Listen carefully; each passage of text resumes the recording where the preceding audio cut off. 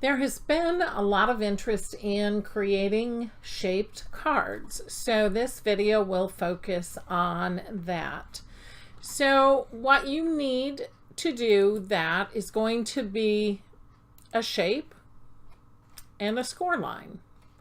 And we'll do a few different ones here in this video so that you can get the general idea. So I have my score line, and for this first one we're going to do it in a diamond shape.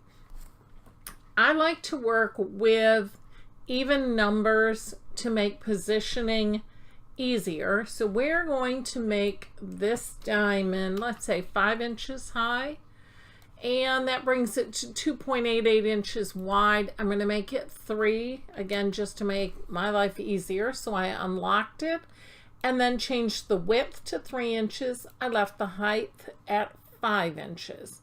Now I'm going to place this at 1 inch and 1 inch. And then I'm going to duplicate it. And the second one, I want it to be at, again, 1 inch on the y-axis, which is distance from the top. And then the first one we had at 1 inch, and it's 3 inches wide. So to get them to just touch, this one would be at 4 inches on the x-axis. So now they're just touching, and we want to create a fold line, a space where this card will fold, but we also want to maintain the shape. So then what I do is I generally click on the first one, and using my arrow keys on my keyboard, I will arrow this one to the right, and then I'm going to click this one and move it once to the left. And you want to make these, I'm going to try 2 on both of them. You want to move them both an equal amount. So if you move the one on the left 2 clicks over, then you want to move the one on the right 2 clicks over, so that they will stay perfectly balanced, and then your score line will go down the middle, which then will give you that fold line for your card. So now I'm going to select both of these pieces, and I'm going to weld them. And we're going to select them and change them to white just to make it easier to see.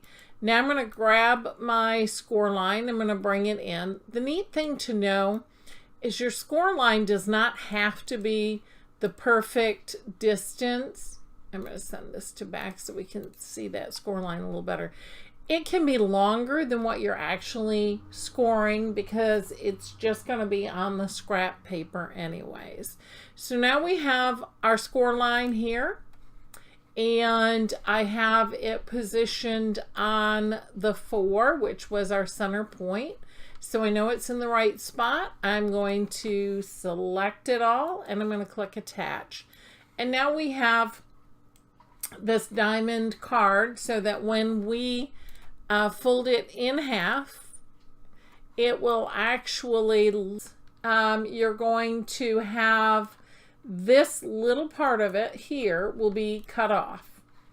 So you'll still have the diamond shape, and you'll get that same impact. Now if we wanted to do, say, a heart, I'm going to do the same basic process. So I am going to set this to a size that I want to work with, and I'm going to unlock it, and I'm going to make it a 4x4 heart for this. And then I'm going to place it at 1 and 1. And let's make this a lavender heart to make it lighter. And I'm going to duplicate it. And this one will go at 1, and then it's going to go at 5 so that they just touch. Now there is another method if you really want to be able to maintain that full heart shape, and that would be to bring in a square, and then you're going to resize the square to become your bridge between the two. And so here, let's see, I have a 1.5 inch by 0.7. Let's go. And so then I want this at 4.7. Will give me a perfect alignment. And we could weld it here and then insert our score line. And that would give you the full heart when you fold it closed with that little bit of a square on the outside. So if we go here and I take these, I weld it. And now I'm going to go ahead and add my score line. And I'm going to pop him right on the 5, and we'll shorten him up to be 1.5 inches. And then I want it to be right there. Yep. I want it to be at 5, not 1. And then I wanted it to be at 1.3. And then I can attach that. And now we have that heart shape. Also, if we go back and we do the exact same thing, we'll take this and again, we're going to make it a 4-inch heart. We'll make it square. Position it at 1. Let's make him pink this time. Duplicate it. This one will go at 1 and at 5, so they're just touching. Then I'm going to take the first one and I'm going to move it 2 clicks to the right. I'm going to take my second heart, move it 2 clicks to the left, and then I'm going to go ahead and weld them. We can add our score line. And let's grab that and we're going to put that right on the 5. And oops, undo. There we go. Grab that. And let's get you at 5. And now we can just go ahead and attach. And now we can fold this there. So another possibility is to take and create, like with a circle card, a lot of times if you want to maintain your shape, you are going to be better off. So we'll make this a 4-inch square. And make it easier to see, we're going to change the color. And so I'm going to make well actually let's do this as a 6-inch card. So I think I'm going to do this 5 inches in a square. Now to make a 5-inch square card to decorate our circle at a 6, he's not going to fit. Let's see. I think we're going to have to go to about a 4. Let's see.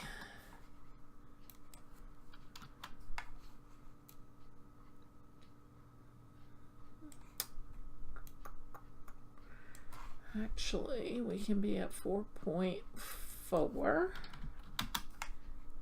and 4.4. Not really. Let's just make this easy. We're going to go to 4.25, and then we're going to go ahead and, because this is going to actually be the card base, we're going to make this 8.5 wide, twice as wide. Then we'll go ahead and we'll insert our score line. We're going to make that a 4.25-inch score line.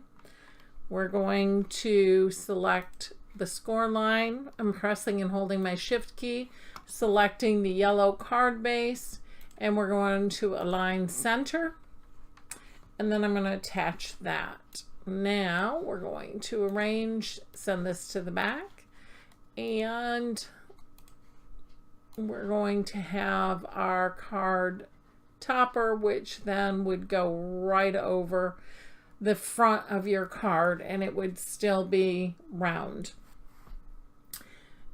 and your appearance. So that is another method that is used to allow you to keep the full shape of the item. You can attach it to the square base. Now, the alternative would be, again, to duplicate your circle and either use a bridge piece or go ahead and, again, pop these at 1 and 1.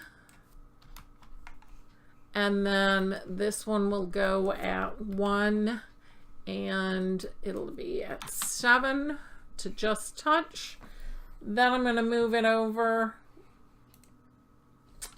to this way, and select them both, weld, and then go ahead and add my score line in that center piece. Oop, wrong button.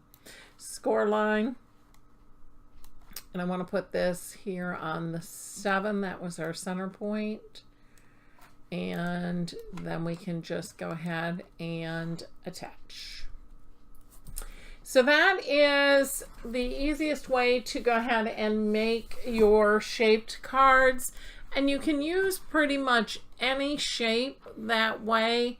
Let's see if I can find a real quick flower that we can go ahead and, here we are. And let's just grab, let's say this shape right here, and we're going to insert it. So this one is pretty darn close to being square as it is.